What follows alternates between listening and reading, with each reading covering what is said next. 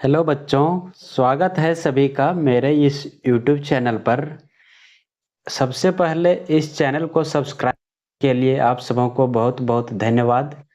आज हम लोग क्लास 10 के मैथ का चैप्टर 3 जिसमें है दो चर वाले रैखिक समीकरण युग्म, उस चैप्टर के कुछ इम्पोर्टेंट क्वेश्चंस को सॉल्व करने के लिए सीखेंगे। और ये चैप्टर बहुत इम्पोर्टेंट है परीक्षा के दृष्टि से, क्योंकि इसी चैप्टर में ही है ग्राफीय विधि से हल करने का। और ग्राफीय विधि से हल करने का जो क्वेश्चन है वो 100% फिक्स है कि हर साल एग्जाम में आता ही है। तो सारा क्वेश्चन इम्पोर्टेंट है जो अभी हम बता रहे हैं। इसमें कुल 12 क्वेश्चन को सॉल्व करेंगे, लेकिन उसमें से एक क्वेश्चन नंबर 8 और क्वेश्चन नंबर 11 ये दोनों थोड़ा खास इम्पोर्टेंट है, क्योंकि ये सब अक्सर पूछा जाने वाला क्वेश्चन है। तो पूरा वीडियो को देखना है, बहुत अच्छे तरीके से क्वेश्चन को सॉल्व करने के लिए सीखेंगे इसमें हम लोग। ये सारा क्वेश्चन चैप्टर 3 का इम्पोर्टेंट क्वेश्चन है इस वीडियो में। तो एक बात और बता देना चाह रहे हैं कि अगर चैनल को अभी तक भी सब्सक्राइब नहीं किए होंगे तो ज़रूर सब्सक्राइब कर लें और दोस्तों को भी शेयर कर दें। तो अब आज का वीडियो शुरू करते हैं हम लोग। यहाँ पहला क्वेश्चन दिया हुआ है कि यदि A1/A2 बराबर है B1/B2 और बराबर नहीं है C1/C2, तो समीकरण युग्म A1x plus B1y plus C1 बराबर 0 और A2x plus B2y plus C2 बराबर 0 का कोई हल नहीं है, एक अद्वितीय हल है, अपरिमित रूप से अनेक हल है, दो हल हैं। क्या होगा इस कंडीशन में, ये हमको बताना है।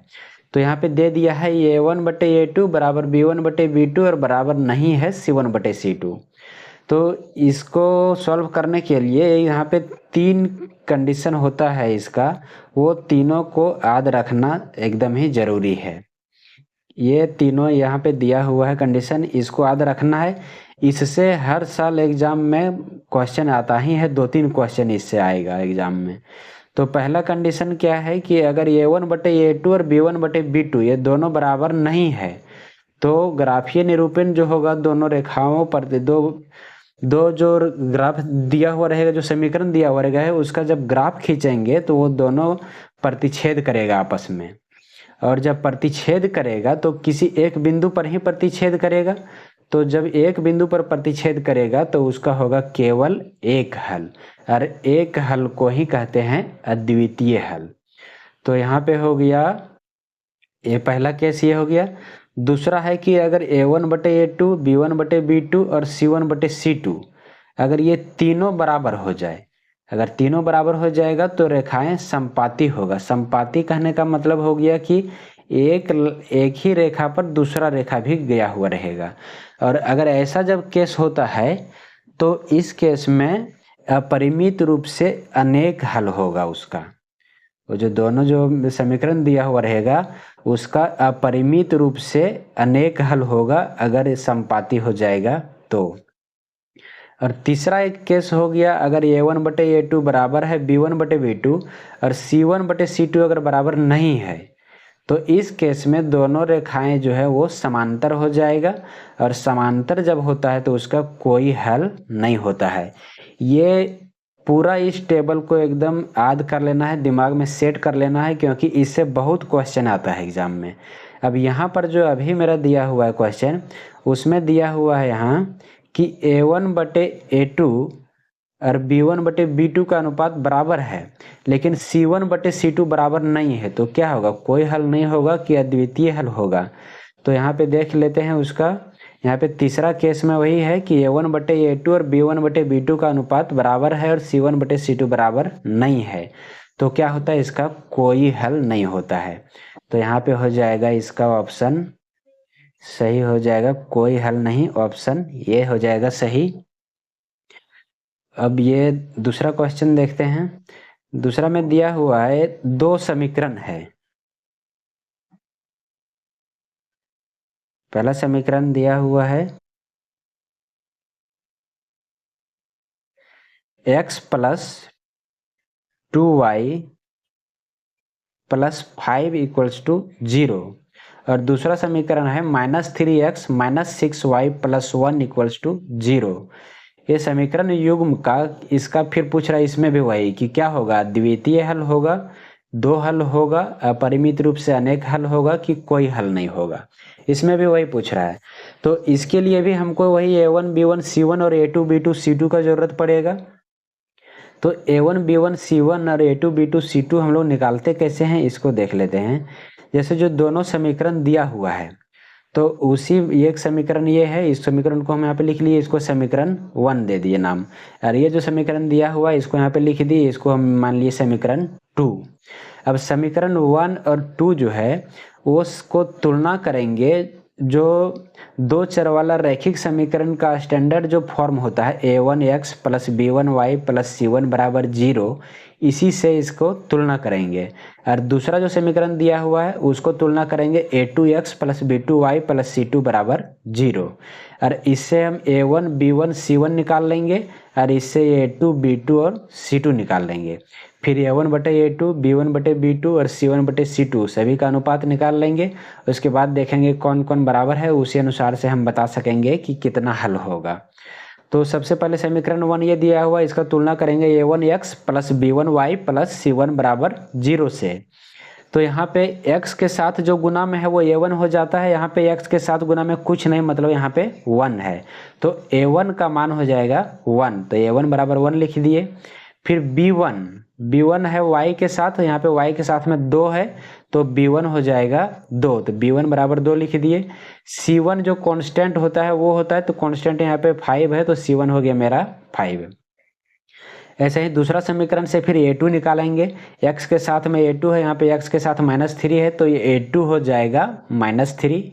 फिर y के साथ जो रहता है गुना में वो b2 होता है, y के साथ यहाँ पे -6 है, तो b2 हो गया -6, और c2 हो जाएगा मेरा 1, तो यहाँ पे c2 1 लिख दिए। अब a1 b1 c1 और a2 b2 c2 सभी का मान निकाल लिए हैं। अब निकालेंगे a1 बटे a2, तो a1 है 1 और a2 है -3, तो ये हो गया 1 बाय -3। फिर b1 बटे b2, b1 है 2 और b2 है -6, तो हो गया 2 बाय -6। इसको जब काटेंगे तो हो जाएगा ये भी 1 बाय -3। अब ये दोनों मेरा बराबर है अभी तक, a1 बटे a2 और b1 बटे b2, ये दोनों देख रहे हैं यहाँ पे कि बराबर है। अब c1 बटे c2 को देखते हैं, ये c1 है 5 और c2 है 1, तो c1 बटे c2 निकालेंगे तो ये हो जाएगा 5 बाय 1। अब यहाँ पे देख रहे हैं कि तीनों जो निकाले अनुपात वो बराबर नहीं है, a1 बटे a2 और b1 बटे b2 ये दोनों बराबर है, लेकिन c1 बटे c2 बराबर नहीं है। तो अभी इससे पहले हम लोग देख चुके हैं कि a1 बटे a2 और b1 बटे b2 बराबर है, लेकिन c1 बटे c2 बराबर नहीं है। तो क्या होता है, रेखाएं समांतर होती है और उसका कोई हल नहीं होता है। तो यहाँ पर भी मेरा वही आ गया है, ये दोनों यहाँ पे बराबर है, ये तीसरा जो है c1 वो बराबर नहीं है, तो इसका भी हो जाएगा कोई हल नहीं है। तो समीकरण युग्म का कोई हल नहीं है, तो यहाँ पे ऑप्शन हो जाएगा कोई हल नहीं। ये ऑप्शन डी में दिया हुआ है, तो इसका ऑप्शन डी सही हो जाएगा। ये बहुत इंपॉर्टेंट क्वेश्चन है, इस तरह से एग्जाम में पूछता है। अगला क्वेश्चन दिया हुआ है, यदि रैखिक समीकरणों का कोई युग्म संगत है तो उसके आलेख की रेखाएं, अगर समीकरण युग्म संगत है, उसका ग्राफ खींचने, अगर समीकरण युग्म जो है वो संगत है तो आलेख की रेखाएं क्या होगी। तो संगत हम जानते हैं कि संगत उसी को कहते हैं जिसका हल निकलता है, जिसका कोई भी हल निकले, चाहे एक हल हो चाहे अनेक हल हो, लेकिन हल होना चाहिए। अब हल कब होता है, पहला दिया है समांतर हो, नहीं, जब समांतर हो जाएगा दोनों रेखा तो उसका कोई हल नहीं होगा। दूसरा दिया है कि सदैव समपाती, समपाती मतलब एक ही लाइन पे दूसरा लाइन भी, तो जब समपाती होता है तो उसका हल होता है, उसमें अनेक हल होता है समपाती में। तीसरा दिया है प्रतिच्छेद एवं समपाती, प्रतिच्छेद भी और समपाती भी, तो दोनों में हल होता है, प्रतिच्छेद में भी हल होता है और समपाती का भी हल होता है। और तीसरा दिया है सदैव प्रतिच्छेदी, सदैव प्रतिच्छेदी, तो इसका भी एक हल होता है, अगर प्रतिच्छेद करेगा तो एक हल होगा, इसलिए यह भी संगत हो जाएगा। सदैव संपाती, इसका भी एक हल होगा, संपाती है तो अनेक हल होगा, तो ये भी संगत हो जाएगा। अब यहाँ पूछ रहा है कि कौन सा समीकरण युग्म को संगत है, अगर तो उसका रेखाएं खींचेंगे आलेख तो कैसा होगा। तो समांतर तो नहीं होगा, क्योंकि समांतर में कोई हल नहीं होता है, कोई हल नहीं होता है तो ये संगत नहीं होगा। अब ये भी संगत होगा और ये भी संगत होगा। तो यहाँ पे सिर्फ दिया है संपाती और इसमें सिर्फ दिया है प्रतिच्छेदी, और सी में दिया है प्रतिच्छेदी और संपाती दोनों। तो दोनों ये जो है प्रतिच्छेदी और संपाती दोनों में हल होता है, प्रतिच्छेदी में एक हल, संपाती में अनेक हल। तो अभी बताए कि चाहे एक हल हो चाहे अनेक हल हो, वो संपाती होगा ही। तो दोनों होगा संपाती, प्रतिच्छेदी करने पर भी और संपाती होने पर भी संग होगा संगत। तो इसीलिए यहाँ पे सिर्फ ये ऑप्शन को नहीं टिक लगाना है, क्योंकि आगे सभी ऑप्शन को देख लेना पहले। यहाँ प्रतिच्छेदी दिया है वो भी संगत होता है, संपाती दिया है वो भी संगत होता है, लेकिन इसमें प्रतिच्छेदी और संपाती दोनों दिया हुआ है, तो इसीलिए ऑप्शन इसका सी सही हो जाएगा। आगे है क्वेश्चन नंबर 4। क्वेश्चन नंबर 4 में दिया है एक समीकरण है 2x + 3y = 11। इसका हल कौन सा होगा ये बताना है। 4 ऑप्शन यहाँ पे दिया है, इसमें से कौन सा ऑप्शन इसका हल होगा। पहला है 2 1। 2 1 का मतलब हो गया कि x का वैल्यू 2 और y का वैल्यू 1। तो ये इसका हल है या नहीं, इसको चेक करने के लिए जहाँ x है वहाँ पे इस समीकरण में 2 रखेंगे, जहाँ y है वहाँ 3 रखेंगे, और इसका मान निकालेंगे। अगर वो 11 आ जाएगा तो ये इसका हल हो जाएगा, अगर 11 नहीं आया तो इसका हल नहीं होगा। तो यहाँ पे पहला में हम लिख दिए हम कि 2 1 रखने पर, ये जो समीकरण दिया हुआ था इस समीकरण में यहाँ पे 2 और 1 रखेंगे, x के जगह पे 2, y के जगह पे 1। तो ये हो गया 2 × 2 + 3 × 1। 3y था तो 3 × 1 कर दिए, ये 2 × 2 4 हो गया और 3 × 1 तो ये 3 हो गया। 4 और 3 को ऐड करेंगे तो ये हो जाएगा 7 आ गया। ये हमको यहाँ पे आना चाहिए था 11 नहीं आया, तो इसका मतलब ये जो पहला ऑप्शन दिया है वो इसका हल नहीं है। फिर दूसरा हम चेक करेंगे 1 2 रखने पर। 1 2 रखेंगे, x के जगह पे 1, y के जगह पे 2, तो 2 × 1 + 3 × 2, ये हो गया 2 और ये हो गया 3 × 2 हो गया 6 और 2 8 हो गया। ये भी 11 नहीं आया, तो ये भी इसका हल नहीं होगा। अब फिर इसका चेक करेंगे तीसरा ऑप्शन। तीसरा ऑप्शन में दिया हुआ है 3 1। तो 2 × 3 + 3 × 1, y के जगह पे 1 रख दिए, यहाँ 3 × 1, तो ये हो गया 2 × 3 6 हो गया और 3 × 1 3 हो गया, 6 3 9, और ये हमको आना चाहिए था 11, तो ये भी इसका हल नहीं होगा। लास्ट में 4 1। तो 2x था तो 2 × x के जगह पे 4 हो गया, और y का 3y, तो y के जगह पे 1 है तो 3 × 1। तो इसको जब सॉल्व करेंगे तो ये आ जाएगा 2 × 4 8 हो गया और 3 × 1 3, 8 + 3 11 हो गया, और हमको 11 आना था, तो यही ऑप्शन इसका सही हो जाएगा 4 और 1। तो यहाँ पे पूछ रहा था कि इस समीकरण का एक हल क्या है, तो इसका हल है 4 1, ऑप्शन डी हो जाएगा सही। आगे क्वेश्चन नंबर 5 में दिया हुआ है समीकरण x + y और एक x + y = दिया है 5 और 2x - y = 1। इसका हल कौन सा होगा, इसमें भी फिर वही बताना है। इससे पहले हम क्या था वहाँ पे कि एक ही समीकरण दिया था और x और y का मान कौन सा होगा ये बताना था। यहाँ पे 2 समीकरण दे दिया है, तो पूछ रहा है कि x और y का मान क्या होगा। तो जब 2 समीकरण दिया हुआ है तो इसमें x और y का मान निकालना आसान है। एक समीकरण में वहाँ एक एक करके सभी मान को हमको बैठा करके देखना पड़ा। यहाँ पे क्या है कि जब 2 समीकरण दिया है तो दोनों समीकरण को हम हल कर देंगे, और उसी से जो x और y का मान निकलेगा वही इसका हल हो जाएगा। तो ये पहला समीकरण है x + y = 5, और दूसरा समीकरण है 2x माइनस वाई बराबर 1, तो ये 2x माइनस वाई बराबर 1 हो गया। अब ये दोनों समीकरण को हल करके हमको मान निकालना है। तो यहाँ पे पहला समीकरण में देख रहे हैं कि y है प्लस में और दूसरा समीकरण में y है माइनस में। तो यहाँ पे ये दोनों समीकरण को अगर हम जोड़ देंगे तो एक y प्लस और एक y माइनस ये कट जाएगा, तो सिर्फ x बचेगा, तो आसानी से मान निकल जाएगा।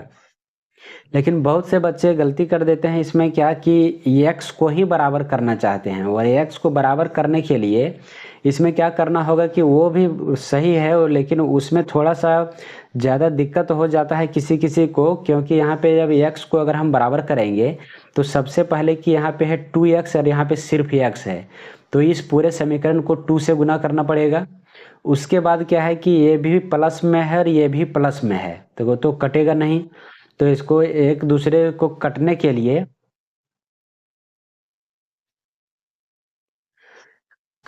लिए इसको दिए को हमको माइनस में करना पड़ेगा। तो माइनस में करने के लिए यहाँ समीकरण को हमको घटाना पड़ेगा, जोड़ना नहीं होगा, यहाँ हमको घटाना पड़ेगा अगर हम x को बराबर करेंगे।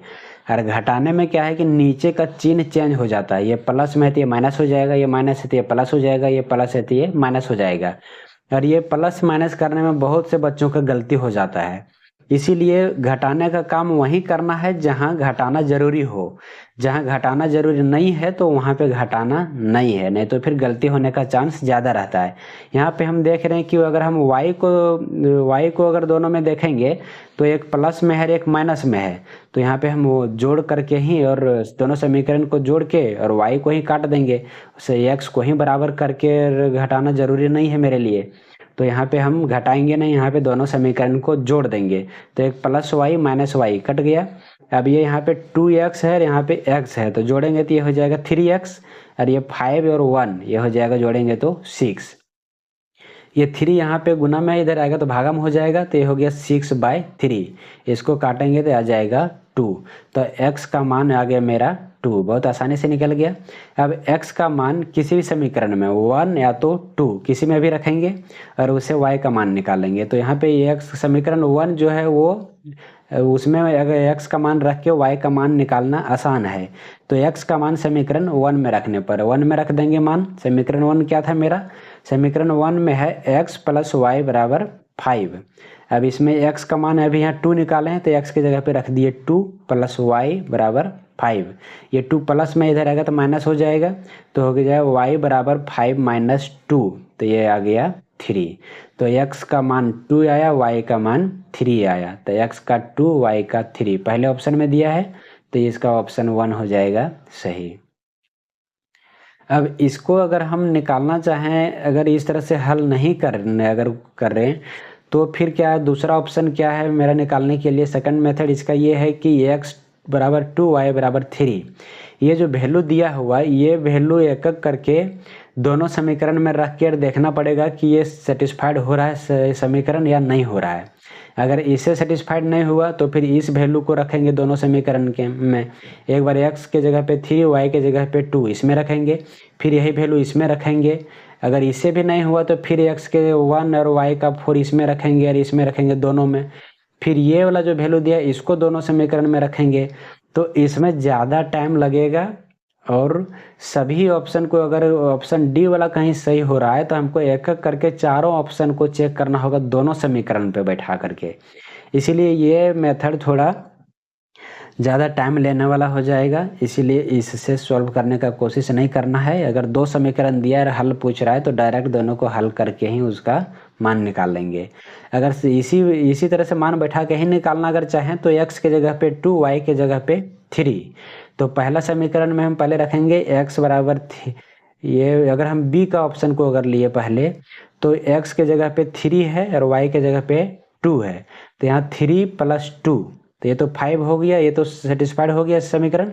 लेकिन दूसरा समीकरण में जब वही वैल्यू को रखेंगे x के जगह पे 3 y के जगह पे 2, तो यहाँ है 2 इंटू एक्स, तो x के जगह पे 3 रखेंगे तो हो जाएगा 2 इंटू 3, और माइनस y है तो y के जगह पे रखेंगे 2, तो यहाँ हो गया -2।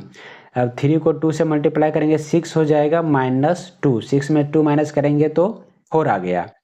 अब 4 आ गया जबकि यहाँ पे मेरा आना था 1, इसका मतलब ये ऑप्शन गलत हो गया। अब दूसरा जो सी वाला ऑप्शन है उसको फिर हम रखेंगे। सी वाला ऑप्शन को जब रख करके और चेक करेंगे तो इसमें मेरा क्या होगा,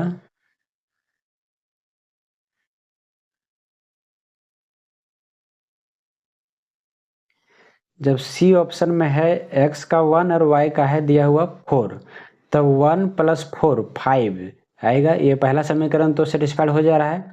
लेकिन जब 1 और 4 को दूसरा समीकरण में रखेंगे तो x के जगह पे 1 तो 2 × 1, तो यहाँ हो गया 2 × 1, y के जगह पे 4 माइनस y है तो यहाँ हो गया -4।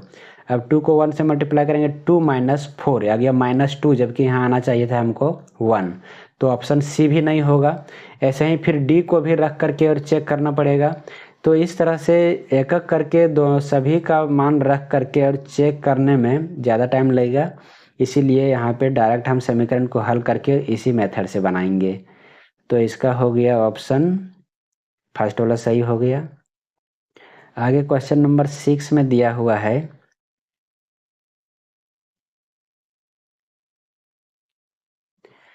निम्नलिखित में से कौन सा रैखिक समीकरण युग्म असंगत है।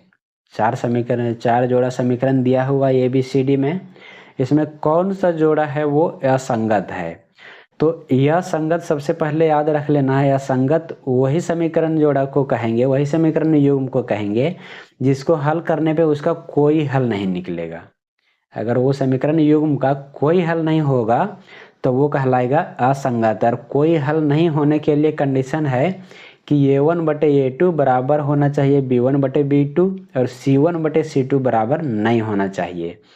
तो इसी कंडीशन को जो फॉलो करेगा इसमें से वही उसी को कहेंगे कि ये दोनों है असंगत युग्म। तो पहला दिया हुआ 2x + 3y = 7, ये हो गया पहला। और दूसरा समीकरण इसी में दिया है 4x + 6y = 5, ये हो गया समीकरण 2, ये 1 हो गया, ये 2। अब ये दोनों समीकरण को, इसका जो स्टैंडर्ड फॉर्म है रैखिक समीकरण का 2 चर वाला, ax + by + c से दोनों समीकरण को एक एक करके तुलना करेंगे और a1 b1 c1 और इससे a2 b2 c2 का मान निकालेंगे। अब जो a1 b1 c1 और a2 b2 c2 का मान निकल जाएगा तो फिर हम a1/a2 b1/b2 और c1/c2 निकालेंगे।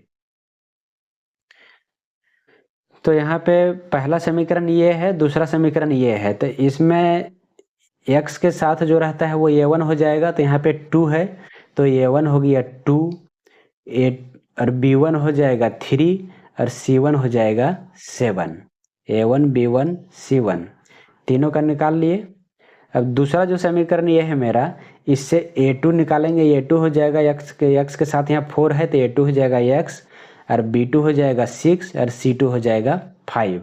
अब a1 b1 c1 और a2 b2 c2 निकाल लिए सब। अब निकालेंगे a1/a2, तो a1 है 2 और a2 है 4, तो ये हो गया 2/4, इसको काटेंगे तो आ जाएगा 1/2। फिर b1/b2 निकालेंगे, तो b1/b2, b1 है 3 और b2 है 6, तो हो गया 3/6, इसको भी काटेंगे तो हो जाएगा 1/2। अब a1/a2 और b1/b2 दोनों बराबर आया है। अब c1/c2 देखते हैं क्या होता है। c1 है 7 और c2 है 5, तो c1/c2 ये हो गया 7/5। अब ये बराबर नहीं आया, ये दोनों तो बराबर आया था लेकिन तीसरा जो है वो बराबर नहीं आया, तो लिख देंगे कि a1/a2 बराबर b1/b2 और ये बराबर नहीं है c1/c2। तो जब इस तरह का कंडीशन हो जाता है तो समीकरण युग्म का कोई हल नहीं होता है, और जब कोई हल नहीं होता है तो वही हो जाता है असंगत। तो यहाँ पे हमको पूछ रहा था कि कौन सा समीकरण युग्म असंगत है, तो जिसका कोई हल नहीं निकलता है तो वही असंगत होता है। तो यहाँ पे फर्स्ट जो ऑप्शन लिए थे हम, यही मेरा निकल गया कोई हल नहीं वाला। तो जब कोई हल नहीं है तो यही हो जाएगा असंगत युग्म, तो इसका ऑप्शन ये सही हो जाएगा। अब आगे हमको बी सी डी को चेक करने का ज़रूरत नहीं है। अगर ये असंगत नहीं निकला रहता तो फिर हम दूसरा फिर चेक करते बी सी और डी वाला को। अगला क्वेश्चन में दिया है कि निम्न बताएं कि निम्न में निम्न रैखिक समीकरण युग्म द्वारा निरूपित रेखाएं एक बिंदु पर प्रतिच्छेद करती है, समांतर है अथवा समपाती है। ये जो रेखा दो समीकरण जो दिया है, इसका जब रेखा खींचेंगे तो वो प्रतिच्छेद करेगा कि समांतर होगा कि समपाती होगा। तो इसको बताने के लिए इसमें भी वही करेंगे, A1 B1 C1 और A2 B2 C2 निकालेंगे। इसको मान लिए समीकरण 1, इसको मान लिए समीकरण 2। अब दोनों समीकरण को इससे तुलना करेंगे। x के साथ जो रहेगा वो पहला समीकरण का A1 हो जाएगा, y के साथ B1 कांस्टेंट हो जाएगा C1, दूसरा का फिर ऐसे हैं A2 B2 और C2। तो पहला समीकरण से हम A1 B1 C1 निकाल रहे हैं। x के साथ यहाँ 4 है तो A1 हो गया 4, B1 हो गया 3 और C1 हो गया 12। फिर इससे A2 निकालेंगे, A2 हो गया 18 और B2 हो जाएगा 6 और C2 हो जाएगा 24। अब A1 बटे A2 इसको निकालेंगे तो A1 बाई A2 ये 4 बाई 18, 4 बटे 18 है ये। इसको जब काटेंगे तो हो जाएगा 2 बटे 9।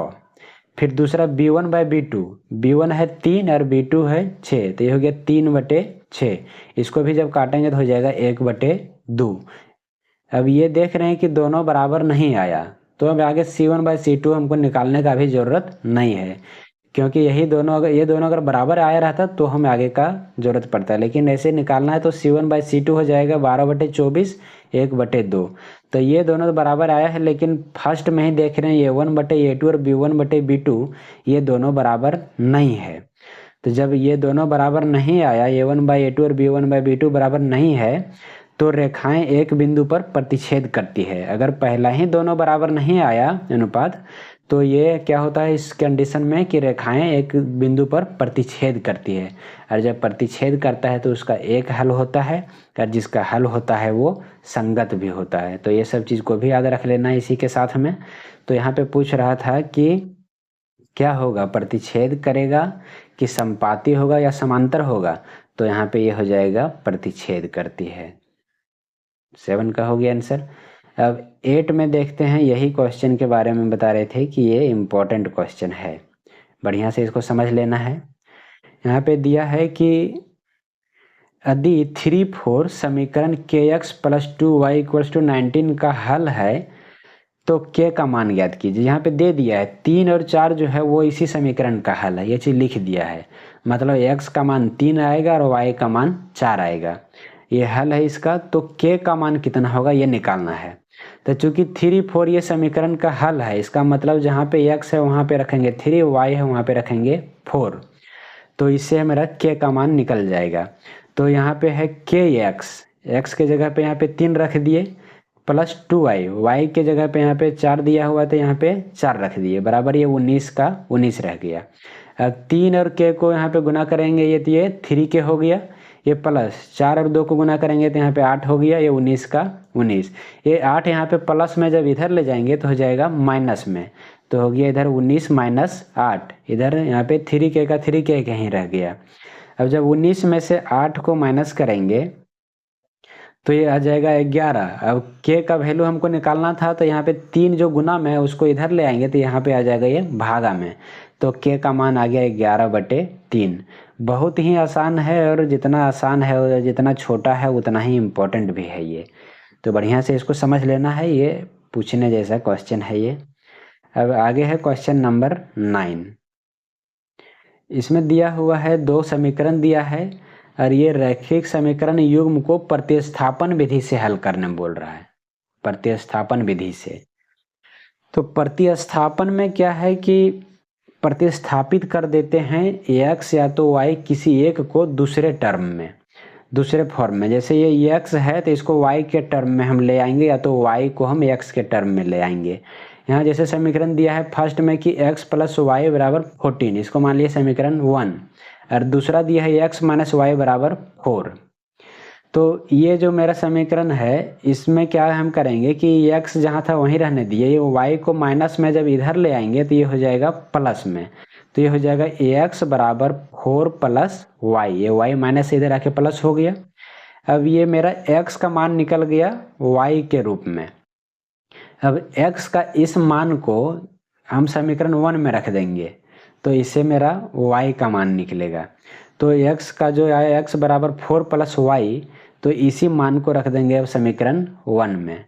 तो लिखे यहाँ पे लिख दिए कि x का मान समीकरण 1 में रखने पर, समीकरण 1 ये है, उसमें x का मान रखेंगे। x का मान क्या आया है 4 + y, तो x + y है समीकरण 1 में, तो x के जगह पे रख देंगे 4 + y, तो ये x के जगह पे हो गया 4 + y जो था यहाँ पे दिया हुआ वो +y का +y ही रह गया, बराबर इधर 14 का 14 ही रह गया।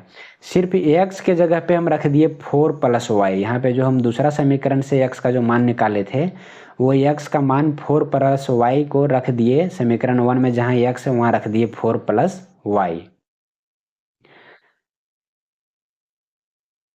अब ये 4 + y बराबर इधर हो गया 14। अब +y, 2 बार है y, तो ये मिलके हो जाएगा 2y। यहाँ पे एक y है, एक y यहाँ पे है, तो 2y हो जाएगा।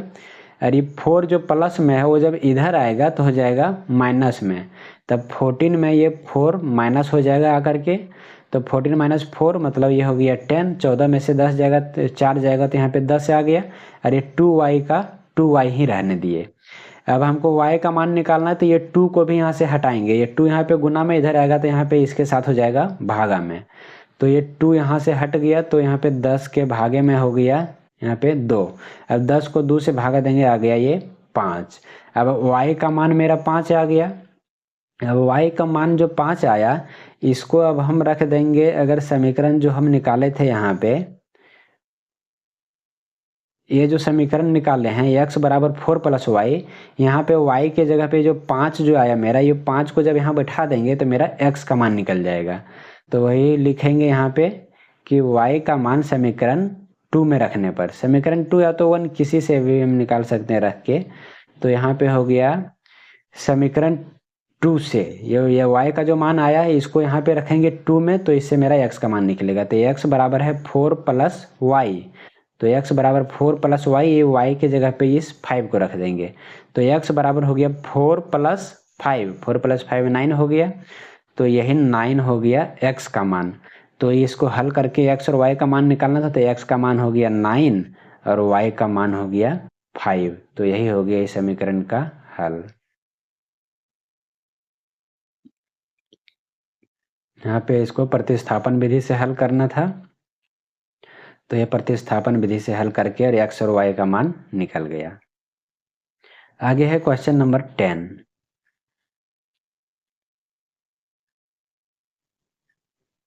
इसमें भी 2 समीकरण युग्म दिया हुआ है, इसको विलोपन विधि से हल करने बोल रहा है यहाँ पे। अब इसको हमको विलोपन विधि से हल करना है। विलोपन विधि में क्या करना है कि एक को विलुप्त कर देंगे, चाहे x को चाहे y को, किसी एक को विलुप्त करेंगे। विलुप्त करने के लिए कैसे इसको करेंगे वो देखते हैं। यहाँ पे हम यहाँ पे है 3x - 2y समीकरण 1 में, और 2 में है 4x - 5y। तो यहाँ x या तो y किसी भी एक को हम, चाहे x को चाहे y को, दोनों समीकरण में बराबर करेंगे। जैसे यहाँ पे है 3x, यहाँ 4x है, तो दोनों तो बराबर नहीं है। यहाँ पे 2y है और यहाँ 5y है, ये भी दोनों बराबर नहीं है। तो या तो x को बराबर करेंगे या तो y को बराबर करेंगे। अब यहाँ हम x को ही बराबर करते हैं, क्योंकि ये दोनों भी प्लस में, ये दोनों माइनस में है, तो किसी को भी हम बराबर करेंगे। यहाँ पे पहले x को ही, हम सिर्फ x को ही बराबर करते हैं यहाँ पे। तो ये दोनों में x को बराबर करने के लिए यहाँ पे जब 3x है, वो 3 से दूसरा समीकरण को गुना कर देंगे, और दूसरा समीकरण में यहाँ 4x है, तो ये 4 से पहला समीकरण को गुना कर देंगे। मतलब ये 3 से इस समीकरण को गुना करेंगे, इस 4 से ये समीकरण को गुना करेंगे, तो ये हो जाएगा 3 × 4, ये 3 × 4 करेंगे तो ये 12, ये भी हो जाएगा x, और ये 4 × 3 करेंगे तो ये भी हो जाएगा 12x। तो दोनों 12x दोनों बराबर हो जाएगा, तो ये कट जाएगा। इसीलिए हम इस समीकरण को, यहाँ पे 4 है तो इससे गुना करेंगे, और इस समीकरण को यहाँ 3 है तो इसको गुना करेंगे 3 से। तो अब जब ये पूरे समीकरण को, इसको 4 से गुना करना है, तो यहाँ पे लिख दिए समीकरण 1 × 4, और ये जो 3 है यहाँ पे, तो इस 3 से इस समीकरण को गुना करेंगे, तो यहाँ लिख दिए गुने 3। समीकरण 1 को 4 और 2 को 3 से गुना कर रहे हैं। तो गुना करने पर क्या हो जाएगा, ये 4 से सभी गुना होगा, ये भी और ये भी तीनों। तो पहले 4 को ये 3x से गुना करेंगे, तो 4 को 3 से गुना करेंगे 12 हो जाएगा, तो ये 12x हो गया। फिर माइनस 4 दूना ये 8y हो जाएगा, और 4 और 12 को गुना करेंगे तो ये हो जाएगा 48। तो वो यहाँ पे लिख दिए।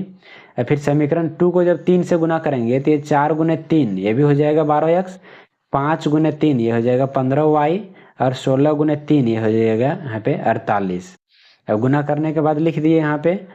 अब ये दोनों है प्लस में और ये दोनों भी है माइनस में, कोई कटेगा नहीं, तो इसको घटावेंगे हम। एक समीकरण में दूसरे समीकरण को घटाएंगे, तो यहाँ लिख दिए घटाने पर। तो जब घटाएंगे तो जो नीचे वाला समीकरण है उसका चिन्ह चेंज हो जाएगा, जो प्लस में है वो माइनस में हो जाएगा, और जो माइनस में है वो प्लस में हो जाएगा। तो यहाँ पे 12x जो प्लस में है तो ये माइनस में हो गया, ये 15y यहाँ माइनस में है तो ये प्लस में हो गया, ये प्लस में है 48 तो ये माइनस में हो गया 48। अब यहाँ पे देख रहे हैं कि ये 12x प्लस में था ऊपर में और नीचे में हो गया माइनस में, तो ये प्लस में माइनस में कट जाएगा। अब यहाँ पे है 15y प्लस में, अब ये प्लस वाला नीचे वाला चिन्ह है, अब इसका माना जाएगा, ये माइनस वाला खत्म हो गया इसका।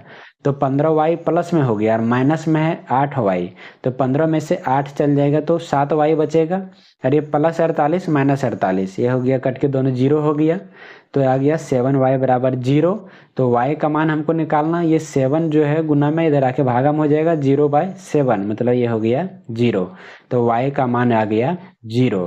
अब y का इस मान को समीकरण 1 या तो समीकरण 2 किसी में भी रख के हम निकाल सकते हैं। अगर हम समीकरण 1 में रखेंगे तो y का मान समीकरण 1 में रखने पर यहाँ पे लिख दिए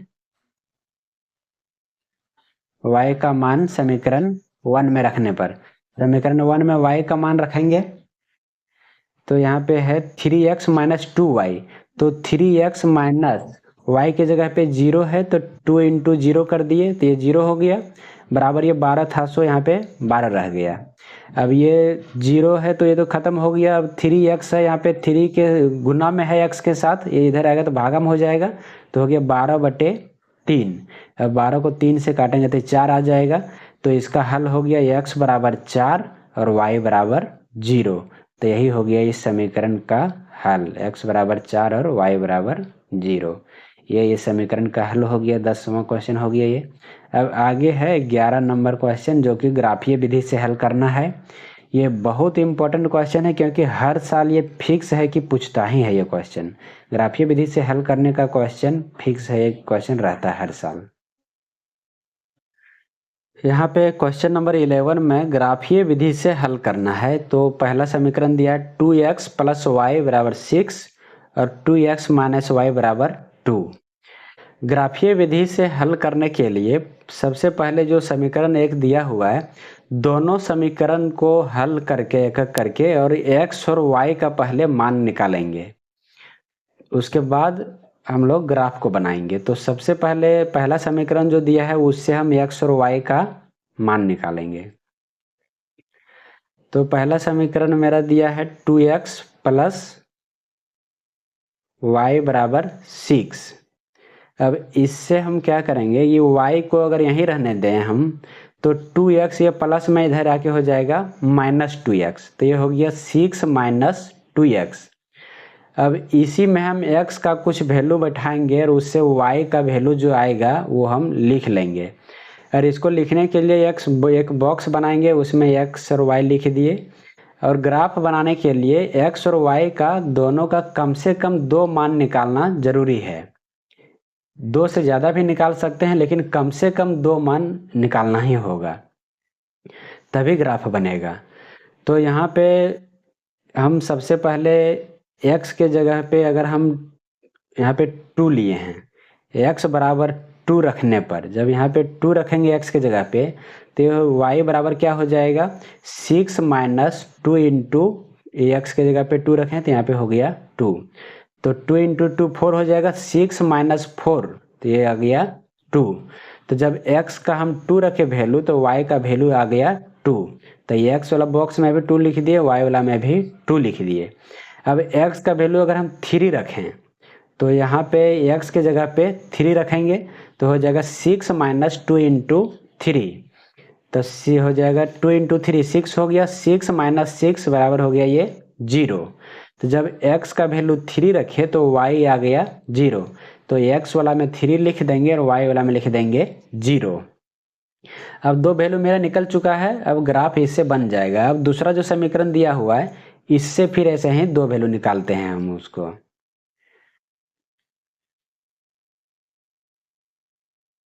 यहाँ पर भी ये हो गया मेरा सेकंड समीकरण। अब इसमें ये माइनस वाई को यहीं रहने दिए, ये 2x प्लस में है, इधर जाके हो जाएगा माइनस में। तो यहाँ हो गया 2, ये तो जहाँ था वहीं रह गया, ये 2x इधर जाके हो गया माइनस में, तो हो गया 2 माइनस 2x। अब माइनस अगर हम कॉमन ले लेंगे तो यहाँ से जब माइनस कॉमन ले लेंगे तो ये माइनस में 2x था, ये प्लस में हो जाएगा ब्रैकेट के अंदर, और ये प्लस में 2 था वो हो जाएगा माइनस में। अब ये माइनस कॉमन आ गया तो ये माइनस यहाँ भी है, माइनस वाई के साथ भी, ये माइनस और माइनस दोनों कट जाएगा। तो आ गया मेरा y बराबर 2x माइनस 2। अब इसमें x का वैल्यू बैठाएंगे और y का जो वैल्यू आएगा उसको दोनों में यहाँ पे भरते चलेंगे। x बराबर पहले हम 0 रखे, तो जहाँ x है वहाँ पे रखेंगे 0। तो ये हो जाएगा 2 इंटू 0 माइनस 2 का माइनस 2। तो 2 इंटू 0 करेंगे तो वो 0 हो जाएगा, 2 को 0 से गुना करेंगे वो 0 हो गया, माइनस 2 का माइनस 2। तो यहाँ पे रह गया, आ गया मेरा माइनस 2। तो जब x को 0 लिए तो y आ गया माइनस 2। तो x वाला में 0, y वाला में माइनस 2 रख दिए। अब x के जगह पे हम 1 लिए तो x जहाँ वहाँ पे 1 बैठाएंगे तो हो जाएगा 2 इंटू 1 माइनस 2 का यहाँ पे रह गया माइनस 2। अब 2 को 1 से गुना किए तो 2 हो गया, और ये माइनस 2 का माइनस 2, अब प्लस 2 माइनस 2 कट गया, ये हो गया 0। तो जब x को 1 लिए तो y आ गया 0। तो x वाला में 1 बैठा दिए, y वाला में 0। अब दोनों समीकरण का मेरा दो दो मान आ गया है, तो अब हम इसका ग्राफ बनाएंगे। ग्राफ बनाने के लिए क्या है कि सबसे पहले एक x अक्ष और एक y अक्ष खींचते हैं। तो ये हो गया x डैश, ये मेरा x अक्ष हो गया, और ये y डैश, यहाँ पे y है, और ये नीचे यहाँ है y डैश।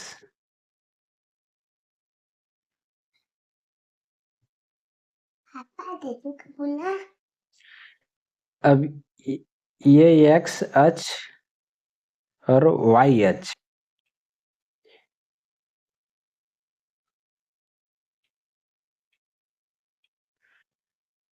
यहाँ 0 0 होता है दोनों का मान x और y का। ये x अक्ष पे जब इधर जाएंगे तो 1 2 3 प्लस में होता है, इधर हो जाएगा 1 2 3 माइनस में।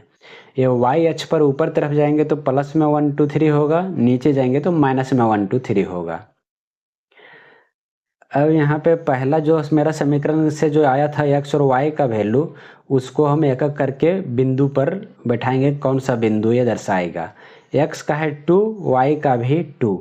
तो x में 2 यहाँ पे आ रहा है इस बिंदु पे, और y का 2 यहाँ पे है। तो ये दोनों बिंदु को जब लाएंगे तो यहाँ पे मिलेगा, तो ये बिंदु मेरा हो गया 2 2। यहाँ पे लिख देंगे 2 2 ब्रैकेट में लिख दिए। फिर दूसरा है x का 3, y का 0। तो x का 3 यहाँ पे आ गया, और y0 हम जानते हैं कि x एक्सिस पे y का मान 0 होता है। तो x का 3 और y का 0 ये बिंदु हो जाएगा। तो पहला समीकरण जो था उसका एक बिंदु ये हो गया, दूसरा बिंदु ये हो गया। अब ये दोनों बिंदु को मिलाते हुए एक लाइन खींच देंगे, तो ये हो गया समीकरण 1 का ये लाइन हो गया। तो यहाँ पे लिख देंगे समीकरण 1 को। अब दूसरा जो समीकरण से जो वैल्यू आया है उसको भी ऐसे ही पॉइंट दे करके और कहाँ कहाँ वो बिंदु जा रहा है उसको देखेंगे। इसमें पहला है 0 माइनस 2, x का 0, y का माइनस 2, y का माइनस 2 यहाँ पे है, और y एक्सिस पे x का मान रहता है 0। तो ये हो गया x का 0, y का माइनस 2। तो ये बिंदु हो गया मेरा 0 माइनस 2। अब फिर दूसरा है x का 1, y का 0, x का 1 यहाँ पे है, और x एक्सिस पे ही y का होता है 0। तो यही बिंदु हो जाएगा x का 1, y का 0। तो अब ये दोनों बिंदु को अब मिलाते हुए अब लाइन खींचेंगे। तो ये दोनों बिंदु को मिलाते हुए खींच दिए ये लाइन। इसको यहाँ पे समीकरण 2 लिख दिए, समीकरण 2 का लाइन है ये, तो समीकरण 2 लिख दिए। अब जहाँ पे ये दोनों लाइन जो एक दूसरे को जहाँ पे काटेगा वो बिंदु को हम देखेंगे कि उस बिंदु पे x का मान और y का मान कितना आ रहा है, वही हो जाएगा ये समीकरण का हल। तो जब ग्राफ पेपर पे बनाएंगे तो स्पष्ट उससे पता चलेगा कि ये बिंदु जो जहाँ पे ये दोनों एक दूसरे को काट रहा है वो x का, वहाँ पे x का मान कितना आ रहा है और y का मान कितना आ रहा है। तो जो आएगा मान वही हो जाएगा इसका ग्राफीय विधि से हल। तो ये 11 नंबर क्वेश्चन था, बहुत इंपॉर्टेंट क्वेश्चन है, हर साल एग्जाम में पूछता है वो, इसलिए उसको ग्राफ पेपर पे बना करके प्रैक्टिस कर लेना है उसको ज़रूर। आगे क्वेश्चन नंबर दिया हुआ है, हल कीजिए। एक समीकरण है x माइनस वाई बराबर 3 और दूसरा समीकरण है x/3 प्लस y/2 बराबर 6। ये यहाँ पे अगर बटे में दे दिया है तो इसको घबराना नहीं है, बहुत ही आराम से बन जाएगा ये भी। और यही सब क्वेश्चन थोड़ा पूछने जैसा है, इसीलिए बढ़िया से समझ लेना है ये सबको। पहला समीकरण तो बहुत आसान है, जो दिया है वही लिख दिए, x माइनस वाई बराबर 3, पहला समीकरण हो गया। दूसरा समीकरण जो दिया था x/3 प्लस y/2 बराबर 6। अब क्या करेंगे इसको कि 3 और 2 का एलसीएम ले लेंगे, ये 6 हो जाएगा। अब ये इसको यहाँ पे 6 है, ये 3 है, 3 2 जा 6, 2 आएगा, ये 2 को x से मल्टीप्लाई करेंगे, ये यहाँ पे हो गया 2x। फिर यहाँ पे 2 है, ये 6 है, 2 3 जा 6, 3 आया वो, तो यहाँ पे y है तो ये हो जाएगा 3y। तो ये हो गया 2x प्लस 3y और नीचे में यहाँ पे मेरा आ गया है 6। अब 6 को इधर जब गुना करेंगे इस 6 से तो ये हो जाएगा 6 6 जाइए 36 हो जाएगा यहाँ पे। और इधर 2x प्लस 3y का 2x प्लस 3y रह गया, ये क्रॉस मल्टीप्लिकेशन कर दिए, यहाँ पे कुछ नहीं मतलब 1 था तो इसको 1 से मल्टीप्लाई करेंगे तो जो है वही रह जाएगा, तो यहाँ पे वही रह गया और ये दोनों मल्टीप्लाई होकर के यहाँ हो गया 36। अब ये मेरा बन गया समीकरण 2 और ये हो गया समीकरण 1। अब यही दोनों समीकरण को हल करेंगे और इससे x और y का मान निकाल देंगे। तो समीकरण 1 और समीकरण 2 को जब देखते हैं तो यहाँ पर देख रहे हैं कि x है मेरा सिर्फ 1x और यहाँ पे है 2x और यहाँ पे सिर्फ 1y है, यहाँ पे है 3y। ना ही x दोनों में बराबर है और ना ही y बराबर है दोनों में। तो फिर यहाँ पे हमको वही है कि x या तो y किसी एक को बराबर करना पड़ेगा, चाहे इसको 2x करके दोनों को बराबर करें, चाहे ये 3y है तो इसको 3y करके और y को बराबर करें, दोनों में से किसी एक को हमको बराबर करना होगा। तो जब हम अभी इससे पहले वाला भी क्वेश्चन में बताए कि यहाँ पे देख रहे हैं कि x है वो दोनों जगह प्लस में है और y है यहाँ पे माइनस में और एक जगह पे है y प्लस में, यहाँ है y प्लस में एक जगह। तो अगर हम y को दोनों जगह बराबर करें तो एक प्लस में है एक माइनस में है, तो हमको घटाना नहीं पड़ेगा, जोड़ेंगे दोनों समीकरण को तो y प्लस वाला और माइनस वाला कट जाएगा। तो इसीलिए हम x को बराबर नहीं करके y को बराबर करेंगे। फिर यहाँ बता देना चाह रहे हैं कि बहुत से बच्चे x को ही बराबर करते हैं और x को बराबर करेंगे तो ये भी प्लस में है ये भी प्लस में है, कटेगा नहीं, और काटने के लिए फिर एक समीकरण में दूसरा को घटाना पड़ेगा और घटाने के लिए नीचे का चिन्ह चेंज होता है और चिन्ह चेंज करके फिर उसको सॉल्व करने में बहुत से बच्चों का गलती हो जाता है। इसीलिए जब यहाँ पे जोड़ने से अगर काम हो जाएगा तो x को बराबर नहीं करके और y को हम लोग बराबर करेंगे, और y को बराबर करेंगे तो एक प्लस में है एक माइनस में है तो घटाना नहीं पड़ेगा, जोड़ने से मेरा सॉल्व हो जाएगा। तो यहाँ पे x को तो हमको बराबर नहीं करना है क्योंकि दोनों प्लस में है, y को हम बराबर करेंगे जो कि यहाँ एक माइनस में है एक प्लस में है। तो दूसरा समीकरण जो है उसमें y है 3y और पहला समीकरण में है सिर्फ y, तो अगर इसको भी 3 से मल्टीप्लाई कर देंगे तो ये भी 3y हो जाएगा और ये तो 3y है ही।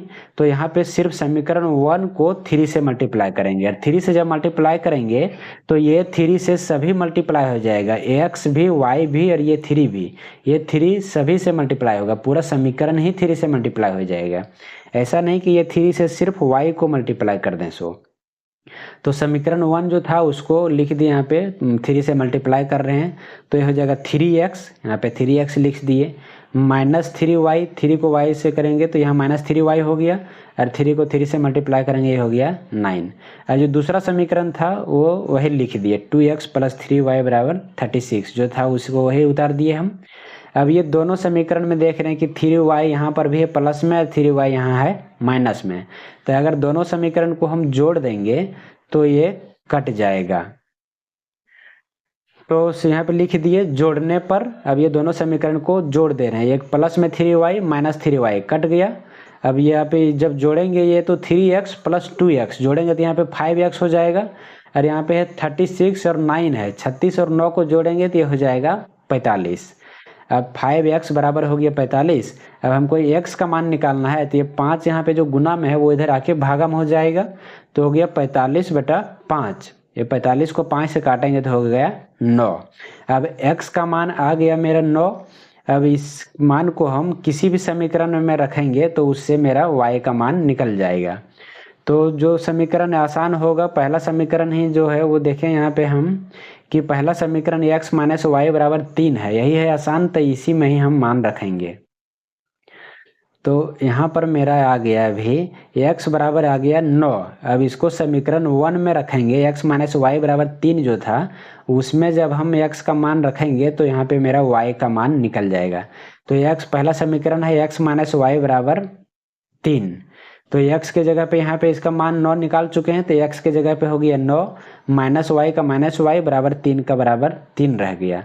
अब ये माइनस y वो जब इधर ले आएंगे तो प्लस हो जाएगा, तो ये दाहिना साइड आकर के बायां से दाहिना जब ले आए तो ये y हो गया प्लस में, और 3 जो यहाँ दाहिना साइड में था प्लस में उसको इधर ले जाएंगे तो ये हो गया माइनस में, तो 9 के साथ यहाँ पे 3 हो गया माइनस, तो 9 में से 3 को घटाएंगे तो आ जाएगा 6, और ये y का y मतलब y बराबर आ गया 6। तो x का मान 9 आया और y का मान 6, तो यही इसका हल हो गया, x बराबर 9 y बराबर 6। ये हो गया इस समीकरण का हल। इसको हल करना था तो यही इसका हल हो गया।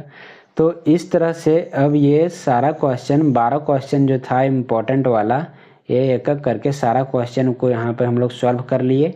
इसमें से बताए थे कि 2 क्वेश्चन इम्पोर्टेंट है, एक क्वेश्चन नंबर 8 और एक क्वेश्चन नंबर 11 जो कि ग्राफ वाला है वो। ये दोनों क्वेश्चन इम्पोर्टेंट है, इसलिए दोनों को बढ़िया से फिर से समझ लेना है। अगर एक बार में नहीं समझ आता है तो वीडियो 2 बार 3 बार देखने से श्योर समझ में आ ही जाएगा और बन ही जाएगा परीक्षा में, और पूछता ही है इसको। इसीलिए ये सारा क्वेश्चन को बढ़िया से दिमाग में सेट कर लेना है। सब इम्पोर्टेंट क्वेश्चन है, परीक्षा में पूछे जाने वाला क्वेश्चन है। तो फिर से एक बार अंतिम में बता दे रहे हैं कि अगर चैनल को नहीं सब्सक्राइब किए होंगे तो सब्सक्राइब कर लें। सब्सक्राइब करने से आपको भी फ़ायदा होगा, हमको भी फ़ायदा होगा, इसीलिए चैनल को ज़रूर सब्सक्राइब कर लें। धन्यवाद।